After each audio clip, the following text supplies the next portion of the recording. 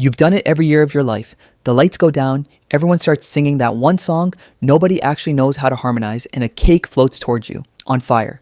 Tiny flames, one for each year you've survived. And your job is to lean in, make a secret wish, and blow them all out in one breath. Nobody questions this. We just set dessert on fire and breathe on it. But here's the thing, nobody tells you. Those little candles started out as something way stranger than a birthday. We're talking moon goddesses, smoke that carries your prayers to the sky, and a centuries-old belief that your birthday was actually the most dangerous day of the year. By the end of this video, you'll never blow out candles the same way again. Let's start with the version you'll find everywhere. It goes back to ancient Greece.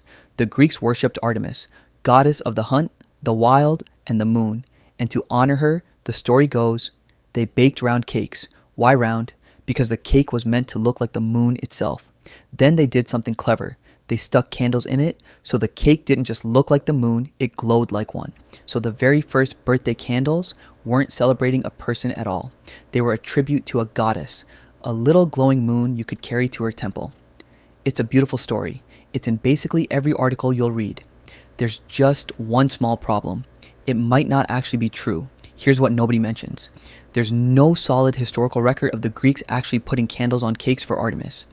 Historians who've looked into it will tell you the Greek origin is more of a likely story than a proven one. A nice explanation that got repeated so many times it started to feel like fact. We do know the Greeks made round mooncakes, and we know ancient people loved fire in their rituals. But they invented the birthday candle is a bit of a leap, so file the moon goddess under probably part of it. Not case closed, because the part we can trace is honestly even weirder. Fast forward to Germany, a few hundred years ago, and a celebration called Kinderfest, basically a child's birthday party. And this is where candles on cakes really take the shape we'd recognize. A German kid would get a cake with candles on it, one candle for each year old they were, plus one extra in the middle. That extra one had a name, the light of life. But here's the genuinely strange part. They didn't blow the candles out after the song. They lit them in the morning and kept them burning all day long, all the way until dinner. If a candle started to die, someone rushed over and replaced it. Why? Because people believed a child's birthday was a day when they were especially exposed to evil spirits. The flames were a kind of all-day protection, a little fire watch keeping the bad stuff away until the cake was finally eaten that evening. So, your cheerful birthday candles.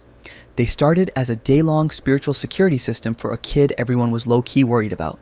And then there's the wish, the part you still do without thinking. Lots of ancient cultures shared one belief, that smoke rises, and as it rises, it carries your words up to wherever the gods live. So when you make a silent wish and blow out the candles, the smoke curling up off them was once thought to carry that wish straight to the heavens. That's the quiet logic still hiding inside the tradition. You close your eyes, you wish, you blow, and the smoke delivers it. Nobody told you that's what you were doing. You just learned the moves and skipped the meaning. So here's what I love about this one. Every layer of it has fallen away. We don't think the cake is the moon. We're not honoring Artemis. We don't believe a 6-year-old is under spiritual attack, and we're definitely not leaving candles burning all day as a shield. All of that meaning quietly evaporated, and yet the gesture survived all of it. The fire, the wish, the breath, the smoke. We kept the exact ritual and threw away every reason for it, and somehow it became something new. Not a goddess offering, not a ghost ward.